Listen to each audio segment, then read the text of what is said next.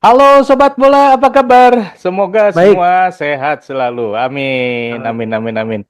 Indonesia akan menghadapi Bahrain nih ya di kandang di GBK. Tapi sebelum ke sana, ternyata ada banyak sekali situasi mhm, yang ramai sekali usai Indonesia kalah dari Australia kemarin, bro. Dan betul. banyak sekali yang menganggap bahwa pergantian pelatih ini adalah sebagai tindakan blunder dari Ketua Umum PSSI. Bu Ipung, gimana nih situasinya dulu sebelum kita bahas nanti ke masalah Iya, prediksinya melawan Bahrain? iya betul. Ya memang setelah drama kekalahan Indonesia yang menyesakan telak 5-1, Mhm, ternyata ada drama-drama lain yang mengikuti. mhm, Setelah ini akan menjadi sebuah rangkaian drama ya. mhm, Kalau kita ini ya menjadikan sebuah paket ya. mhm. Paket drama yang dibuat oleh PSSI dalam hal ini ya. Udah paket lengkap ya. Karena gini ya, heeh, karena gini ya, kita kan, tentu, penikmat sepak bola Indonesia toh Mhm, tidak, sembarangan ya, mhm, meletakkan sebuah optimisme mhm, ketika Indonesia akan bertandang melawan Australia. mhm, Dasarnya adalah bagaimana Indonesia dengan skuad yang belum mewah seperti sekarang, mhm, itu masih mampu bermain seri mhm. dengan Australia gitu loh, Ya, walaupun kita bermain di kandang ya. ya. Nah, tentu landasan optimisme itu sepertinya masuk akal ketika Indonesia juga bertandang ke Australia dengan penambahan muka-muka baru. Ini kan sepertinya mengindikasikan bahwa Mhm, ada peningkatan kualitas yang secara signifikan terjadi di timnas kita. mhm, Kemudian ditambah pula dengan ya penambahan juga atau perubahan dari skuad kepelatihan yang notabene ini kan berasal dari negara tempat para pemain-pemain diaspora kita gitu loh. ya. Artinya ini kita masih menganggap bahwa ada semacam sinergi yang sangat atau benang merah lah, benang merah yang sangat kuat Mhm, antara pemain asal pemain yang diaspora kita, kemudian kepelatihan yang dipilih itu mhm, kan ada benang merah yang begitu kuat. mhm, Tapi ternyata hasilnya berbeda. Nah, mhm, ketika hasilnya menjadi di luar dugaan sama sekali, kita kalah telak dengan mhm, 5-1, mhm, ternyata ini juga kan memunculkan drama-drama tersendiri setelah pertandingan itu selesai. mhm, Nah, bagaimana ada sebuah pernyataan di Instagram dari seorang presenter katakanlah ya sepak bola yang mhm, menyatakan bahwa ada kontroversi kontroversi seputar bagaimana upaya untuk membungkam ya mhm, upaya untuk membungkam para pundit sepak bola untuk mhm, tidak kritis dalam hal mhm, pergantian kepelatihan mhm, itu loh itu satu hal ya. Nah, saya sih melihat ya bahwa ini ada kemungkinan betul ya yang terjadi gitu lah, ada semacam pertemuan gitu loh di sebuah Tapi kan kita hotel nggak diajak, di bro. Jakarta. Karena bukan apa-apa ya. Iya itu dia, untung kita nggak diajak bro. Jadi kita tidak masuk dalam konspirasi itu. Ah, Coba masalahnya gini, jika seseorang ya berani speak up di platform media sosial, Mhm, artinya dia punya semacam keberanian, dia juga sangat yakin bahwa apa yang disampaikan adalah sebuah kebenaran. mhm, Karena kalau ini katakanlah sumber-sumbernya tidak bisa atau tidak layak dipercaya, mhm. sangat riskan. Ini berhubungan dengan ranah-ranah apa publik, ranah juga ranah hukum gitu loh. Ya, betul. Jadi tentu statement itu ada landasannya. Itu Mhm, yang pertama ya. mhm. Kemudian kita juga melihat ada podcast dari beberapa pemain timnas Ya, diaspora ya. yang sepertinya mempertanyakan Eh, kebijakan dari ketua kepengurusan umum. PSSI. Mhm, Kenapa kok ini dilakukan pergantiannya di saat-saat yang krusial gitu mhm, loh. mhm, mhm, Jadi uh, tentu mereka hanya bisa mempertanyakan tadi, tapi tidak bisa menggugat gitu loh. mhm, Masalahnya mhm, gitu mhm, loh. mhm. Ya, Karena ya, ya. mereka hanyalah pemain ya, pemain timnas. Mhm, Tentu sebuah kebijakan memang apalagi kebijakan yang sangat general, kebijakan yang sangat penting, mhm, kemudian yang bisa diambil oleh hanya top-top manajemen di kepengurusan mhm, PSSI. mhm, Nah, tentu pertimbangannya kenapa mereka berbicara seperti itu, tentu ini juga mereka ini ya melihat dari perspektif pemain dalam hal ini. Ya. Bagaimana sebuah bangunan pondasi permainan yang sudah mulai terbentuk, pondasi organisasi organisasi timnas yang sudah mulai berjalan, tiba-tiba harus dirubah di saat-saat yang penting. Nah, ini juga kan menjadi semacam pertanyaan. Kemudian ini pun juga sepertinya menjadi landasan atau yang membuat kontroversi ini semakin meruncing ya. Kenapa? Toh pergantian di sisi kepengurusan kepelatihan dalam hal ini justru punya efek-efek yang lebih negatif gitu loh bro. Ini menurut kacamata mereka gitu loh bro. Walaupun gini ya, kita tuh tidak bisa kemudian menjudge bahwa Indonesia gagal dalam hal ini. Karena perjalanan masih ada, perjalanan masih panjang, masih ada 3 pertandingan. Artinya 3 pertandingan ini secara matematis itu kan masih tersedia 9 poin gitu loh. Apakah Indonesia yang idealnya bisa dari 4 sebelum melawan Australia ya? Dari 4 kemungkinan pertandingan itu kita range-nya adalah 12, kita paling tidak bisa menghasilkan 7 sampai 9 angka itu untuk menjamin paling tidak menjamin posisi kita di runner up group.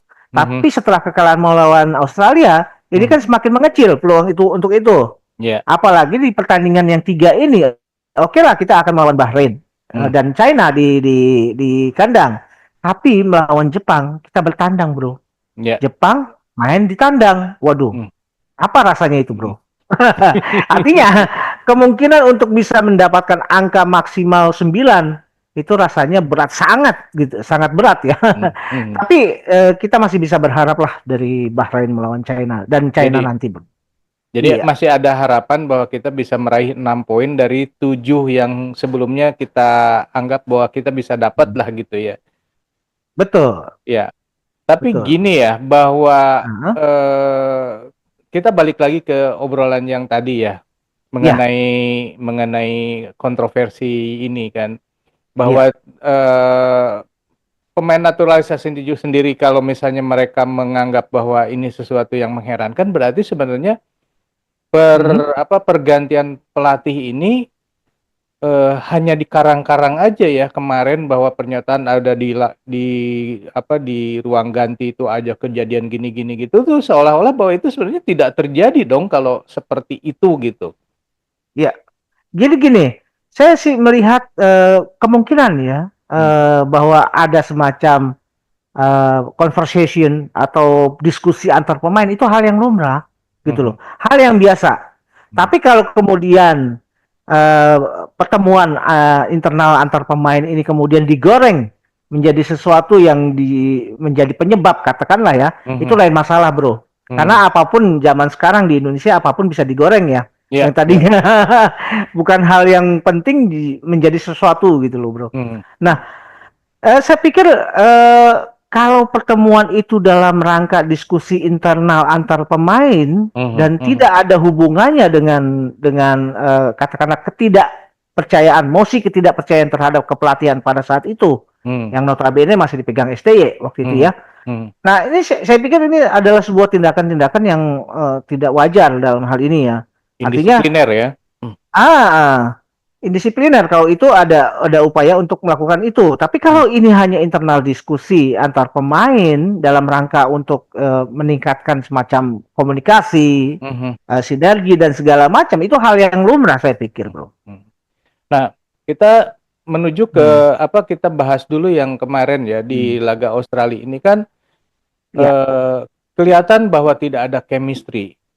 Bahwa ada nggak kemungkinannya bahwa ternyata ketiadaan chemistry ini juga terjadi antara pemain dengan pelatih, tim kepelatihan, sehingga berdampak kepada tidak adanya chemistry antar pemain gitu. Saya pikir itu mungkin ya, mengingat bahwa kehadiran Patrick Kluivert juga kan belum panjang gitu loh. Artinya dia belum mengenal banyak mengenai pemain-pemain. Jadi kalau chemistry kan bukan cuma terjadi di lapangan pada saat pertandingan. Chemistry justru yang paling penting adalah ketika dia bisa berinteraksi di luar lapangan lebih intens dan Mhm. lebih nyambung. Mhm. Nah, tinggal aplikasi di lapangan itu akan lebih mudah kalau itu sudah terjadi. Cuma Mhm. masalahnya interaksi, komunikasi dan chemistry dari mungkin saja dari Patrick Kluivert dan rekan-rekan terhadap pemain-pemain diaspora kita atau pemain kita dari liga domestik itu kan belum intens gitu loh. Iya, iya. Terjadi itu yang menjadi kendala, kenapa kemudian ada semacam misleading lah dalam hal ini Mhm. antara staf kepelatihan dengan para pemainnya gitu.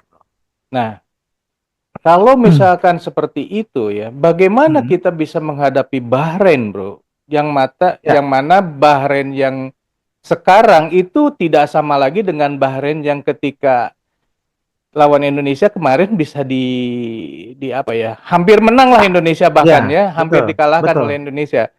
Ya, Apalagi kemudian setelah itu kemudian Bahrain bisa menjadi juara di regionalnya mereka sendiri lah, yang justru bisa juga melawan Arab kan waktu itu gitu. Itu gimana betul. nih, Bro ya?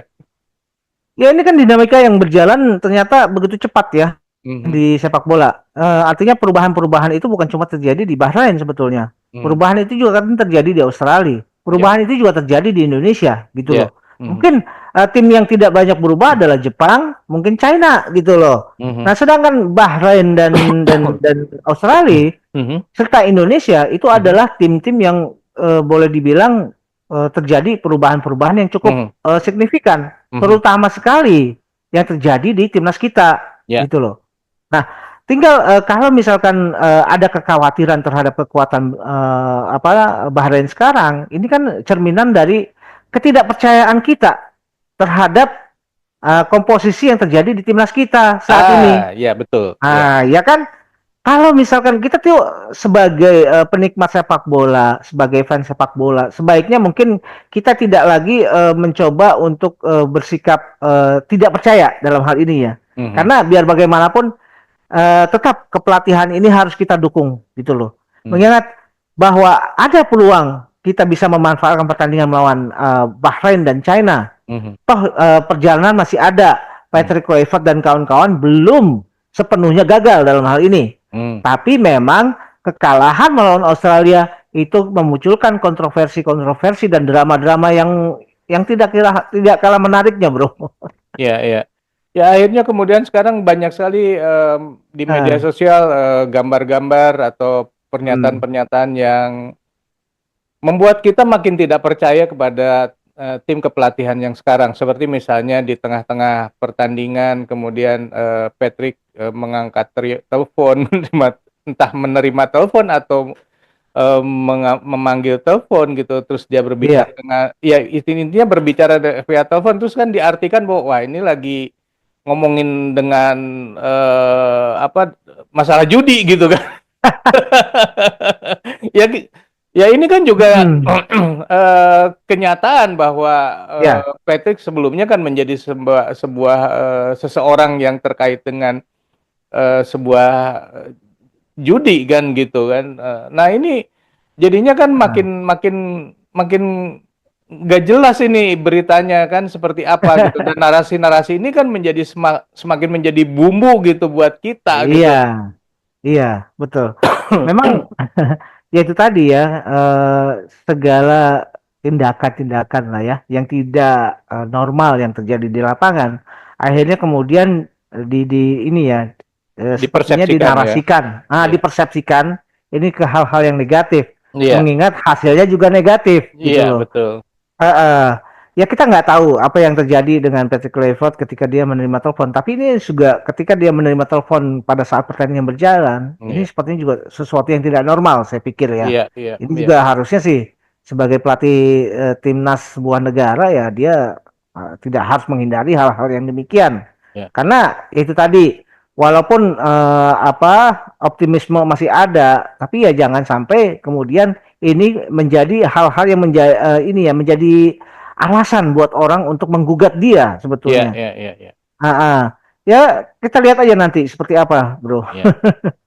Ya banyak sekali lah di Hmm. media sosial ya, terus ada lagi yang Hmm. penonton Indonesia di Australia gitu, terus dia seperti berlaga seperti kesurupan gitu, dia bilang Ah. pulangkan Patrick ke negaranya. Ya menarik sih ya, lucu-lucuan, tapi itu apa ya, apa namanya, merepresentasikan perasaan kita gitu yang tidak Iya, rela melihat timnas Indonesia dikalahkan seperti itu.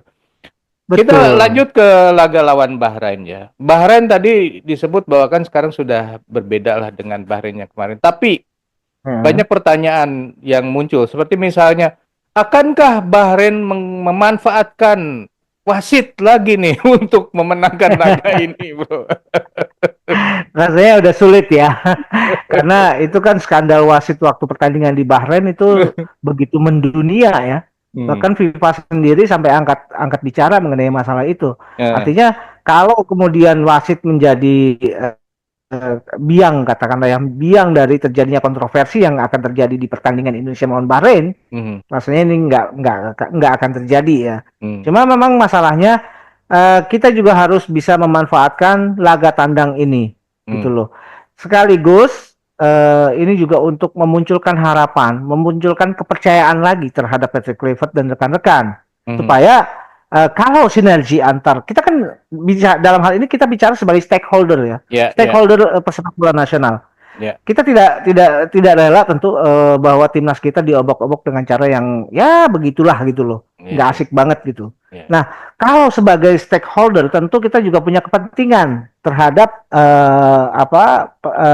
hasil hasil yang bisa ditunjukkan oleh timnas kita. Hmm. Nah, sebaiknya memang Patrick Kluivert, kemudian Denny Lanzat, Pastur itu juga harus mulai berbenah, kemudian menjadikan pertandingan melawan Australia sebagai sarana untuk evaluasi yang mendalam, postmortem gitu loh katakanlah ya. Nah, kemudian ya kita juga harus melihat bahwa potensi-potensi bukan hanya dimiliki oleh pemain-pemain yang berasal dari diaspora, Ya. harus juga secara berimbang untuk memberikan kesempatan yang sama gitu. Ya, ya, ya. Ya, seperti misalnya di belakang gitu kan, Rizky Ridho ini kan Ya, sudah benar-benar jadi pemain yang tangguh gitu kan, ya. iya, Kenapa kemarin dimainkan hanya di bagian akhir gitu? Atau memang betul. gini, saya melihat dulu untuk Martin Paes ya. Martin Paes itu Ya, kan sebenarnya eh, dari laga-laga sebelumnya, itu di laga pertama itu ya, seringkali memang tidak cukup bagus gitu. Karena ya. apa? Mungkin perjalanan dari Amerika ke sini itu kan jauh ya. Pertama dari sisi jauhnya. Yang kedua ini kan masalah jet lag-nya nih. Hmm, Kayaknya jet lag yang pertama ini, karena untuk menghadapi laga pertama ini dia jet lag-nya masih kuat sehingga bermain kurang cukup bagus. Kita lihat di laga-laga sebelumnya. Di ya, pertandingan pertama itu seringkali apa namanya, Martin Paes itu tidak cukup bagus lah. Dan ini ya. kebetulan kemarin juga begitu gitu. Dan ada Hmm. kemungkinan digeser nih untuk di pertandingan Ya, kedua, karena yang pertamanya golnya cukup banyak, 5 gitu ya kebobolan, ya. sehingga mungkin secara mentalnya sehingga tidak cukup baik, sehingga ada kemungkinan digantikan ini untuk Emil maju gitu. Bagaimana, Iya Bro? betul. Saya pikir gini, kalau misalkan ada indikasi kelelahan, ada indikasi jet lag, seharusnya tim kepelatihan juga sudah sensitif melihat hal itu ya. Dan Mhm. dia tidak memaksakan seorang Martin Paes untuk turun. Mhm. Karena di cadangan masih ada Emil yang Mhm. tidak kalah kualitasnya. Nah, Mhm. kalau Mhm. misalkan itu yang terjadi, Martin Paes dipaksakan dalam Mhm. kondisi dia tidak siap, itu jelas-jelas kesalahan dari tim kepelatihan. Mhm. Nah, Mhm. kalau misalkan yang Bro Eri katakan tadi ya, bahwa ini juga berhubungan dengan masalah mental setelah Mhm. dia kalah atau kemasukan lima Iya. gol ke Iya. gawangnya. Mhm. Nah, itu saya pikir suatu yang masuk akal ya, Mhm. bahwa untuk kali ini sekaligus Martin Pas juga berusaha untuk menata Mhm. mentalitas lagi. Mhm. Nggak ada salahnya Emil Audere turun, karena Mhm. saya yakin sekali ya bahwa dari sisi pengalaman sebetulnya Emil Audero itu lebih banyak. Mhm. Dari sisi kualitas dia juga tidak kalah. Nggak ada Mhm. salahnya dia Mhm. dipakai gitu. Mhm. Belum. Cuman kata-kata bapaknya doang ini yang bikin masalah dengan Emil ini ya. Yang Ya, saya mengganggu sudah lah. Saya pikir yang mengganggu para fans eh, timnas Indonesia gitu ya. Ada sakit hatinya sebenarnya mau omongan bapaknya ini. betul Nah, dengan omongan bapaknya itu ya. ya. Kira-kira Eh, seperti apa ya, Bro ya? hmm. penerapan timnas Indonesia menghadapi Bahrain? Akankah sama seperti kemarin yang mengandalkan possession football gitu ya? Ya. Yang Saya, kemarin banyak orang ya. bilang bukan total total football yang kemarin kita mainkan, tapi adalah total blunder. Ya gini, kita harus manfaatkan possession football. Saya pikir itu juga nggak ada salahnya dicoba lagi ya. Possession football karena kita bermain di kandang. Tapi dengan ada perubahan-perubahan komposisi pemain dan Hmm. komposisi atau skema permainan gitu loh. Hmm. Kita diharapkan melawan Bahrain harus lebih banyak upaya-upaya untuk melakukan penetrasi ke depan. Kita harus bisa memenangkan lini tengah. Makanya paling tidak lini tengah ini harus diperkuat dengan menambah jumlah. Jadi kita bisa memakai mungkin dengan 3-5-2 ya. Dengan penambahan di lini tengah itu kan akan menjamin bahwa kita akan memenangkan lini yang vital sehingga arus bola hanya mengarah lebih banyak mengarah ke area pertahanannya Bahrain. Hmm. Nah, untuk di belakang atau gini, kita komposisi breakdown dari mulai kiper. Saya lebih memilih Emil. Ya, Saya setuju ya. sekali dengan Bro Eri ya. Hmm. Emil nggak ada salahnya diturunkan. Kemudian di kanan ada Rizky Ridho, Itses tengah, kemudian Verdong di kiri. Kiri iya, oke. Kemudian ke depan mungkin di situ kita kalau misalkan Sandy Walsh sudah fit Pulih ya, ya. karena lawan udah fully, nggak ada salahnya Sandy Walsh main. Di Hmm. situ ada Tom Hay, ada Marcelino misalkan, atau nanti katakanlah ya Marcelino bisa Depan. Marcelino tetap di tengah. Saya pikir tengah. Dia Tom Hay, kemudian bisa Walsh, Ivar Jenner gitu masuk ke situ. Kemudian di kiri ini bisa Joey Pelipesi misalkan ya Hmm. mencoba pemain baru. Hmm. Nah, dua di depan itu Orat Mangun dengan Ole. Ini Hmm. adalah menurut saya komposisi yang bisa dipakai karena dan kita jangan lupa ya bahwa ada lini-lini vital atau lini-lini yang kemudian bisa diekspos oleh Australia karena ketidaksiapan atau chemistry yang terjadi di lapangan di back ya. Hmm. Itu yang tidak bagus. Hmm. Saya pikir nggak ada salahnya Rizky Ridho yang turun di pertandingan ini ya, Bro. Bro, pemain cepat kita yang asal domestik itu siapa, Bro? Yang biasanya dimainkan di sayap kanan. Saya pikir Yakob Sayuri juga nggak masalah gitu loh. Hmm. Yakob Sayuri atau kalau misalkan mau mencoba itu Eliano juga bisa dipakai untuk bisa bermain sebagai Hmm. sayap di kanan. Hmm.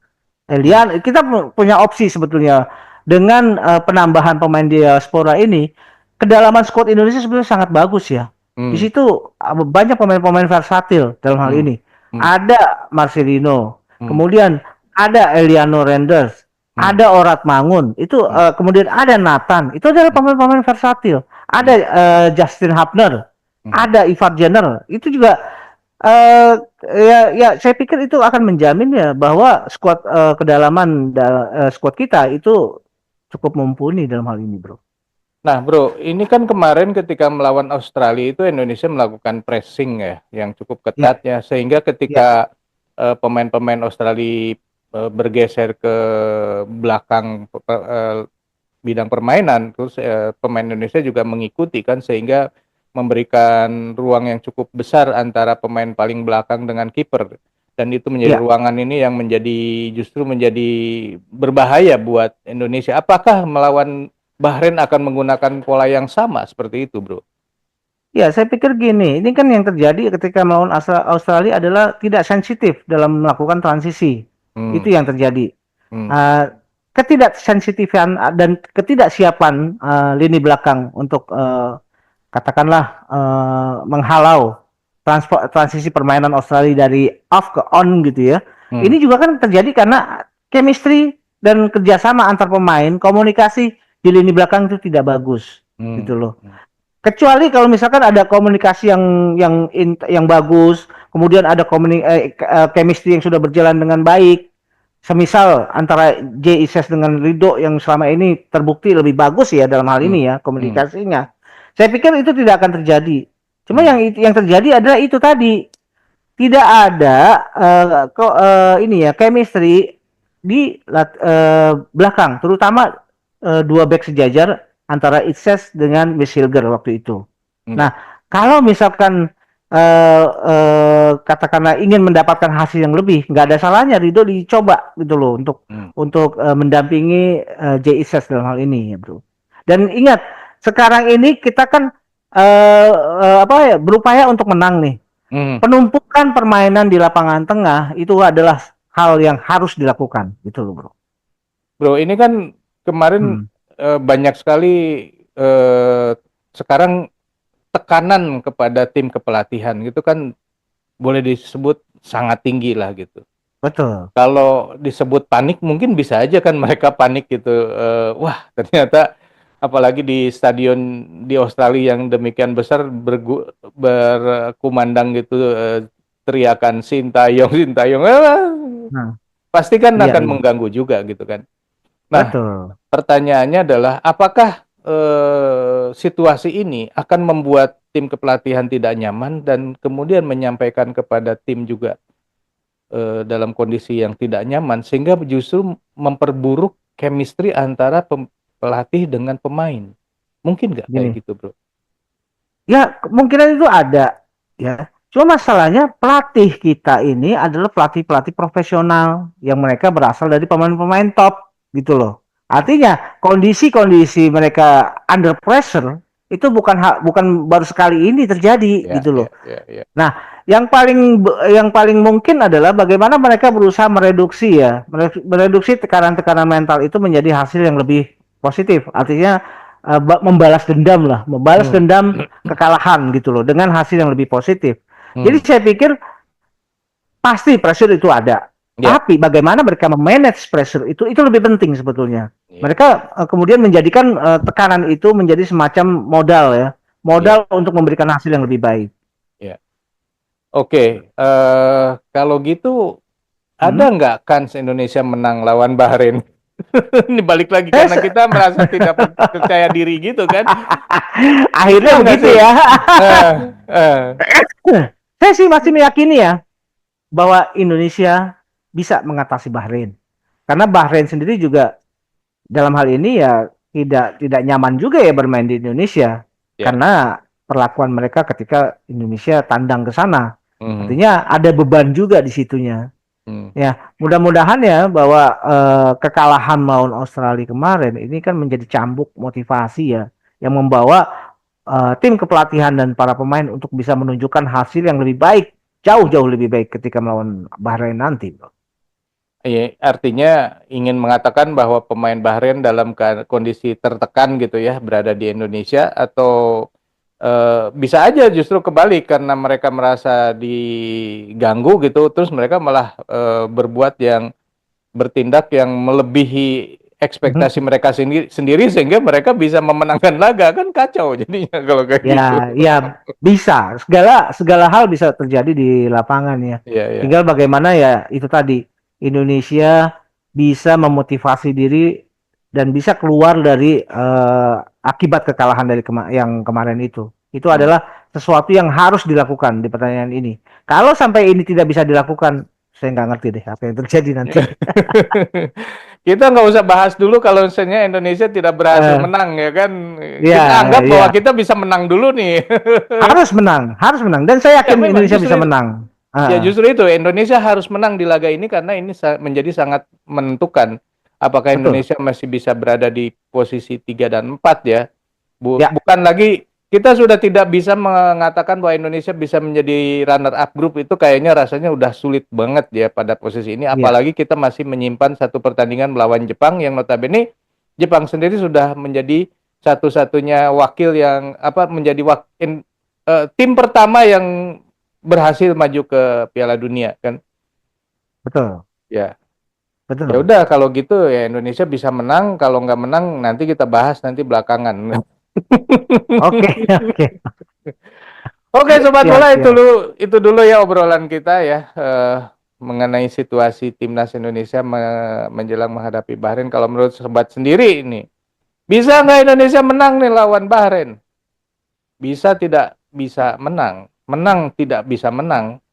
Silahkan tulis di kolom komentar beserta alasannya kenapa gitu ya.